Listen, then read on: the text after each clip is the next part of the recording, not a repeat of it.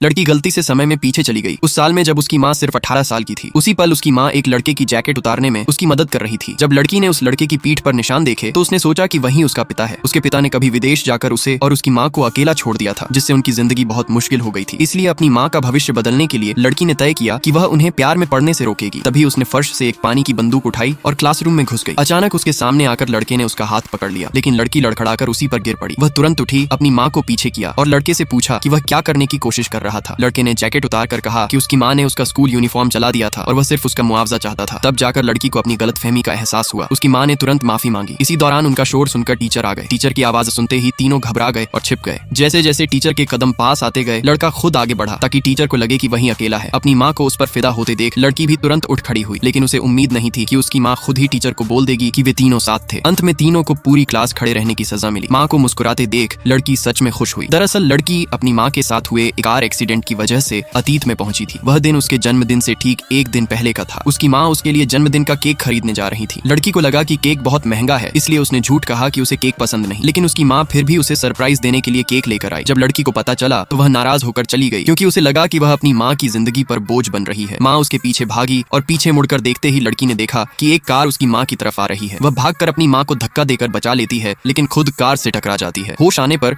उसने खुद को अपनी माँ के 18वें साल में पाया। उस उम्र में उसकी माँ पूरी तरह स्वस्थ थी। वह मूक नहीं थी और न ही उसे सांकेतिक भाषा का सहारा लेना पड़ता था। लड़की ने अपनी माँ की डायरी में पढ़ा था कि एक दिन पटाखे फटने से उसकी माँ की आवाज चली गई थी और उसी दिन उसकी माँ को उसके पिता से प्यार हुआ था। अपनी माँ को बचाने के लिए लड़की पटाखों की फैक्ट्री में घुस गई और कामगारों को दोषपूर्ण पटाखों को भेजने से रोकने लगी, लेकिन मजदूर उसकी बात पर यकीन नहीं कर रहे थे और उसे बाहर निकालने वाले थे। तभी वह लड़का आ गया और उसने उन्हें रोक दिया। उसी समय अचानक फायर अलार्म बज उठा और मजदूर आग देखने बाहर चले गए। लड़की अपनी माँ को ढूंढना चाहती थी कि तभी क्लास मॉनिटर अंदर आया और बोला कि अलार्म उसी ने बजाया था। मजदूरों के जाते ही उसकी माँ ने पास रखे डिब्बों को हटाया और घबराकर बताया कि खराब पटाखों का एक बैच पहले ही प्लाजा भेजा जा चुका है। वहाँ जल्द ही आतिशबाजी शुरू होने वाली थी और लोग जरूर घायल हो जाते। आतिशबाजी रोकने के लिए क्लास मॉनिटर ने एक शानदार उपाय सुझाया। वे पाइप लेकर उस जगह पहुंचे जहां खराब पटाखे रखे थे। उन्हें भिगो देना था ताकि वे जल ना सकें। सिक्योरिटी आते ही वे वहां से भाग गए। घर जाते समय लड़की की माँ ने उनका धन्यवाद किया। तभी लड़की की नजर लड़के की पीठ पर पड़ी। वहां तो कोई निशान था ही नहीं। उसने तुरंत पूछा कि उसकी पीठ का निशान कहाँ गया। लड़का बोला कि उसे कभी कोई निशान था ही नहीं। जो उसने पहले देखा था वह तो एक एलर्जी का दाग था। लड़की वहीं रुक गई। उसे पता ही नहीं था कि उसका असली पिता कोई और नहीं बल्कि उनका क्लास मॉनिटर था। आगे क्या हुआ ये देखने के लिए चैनल सब्सक्राइब करें।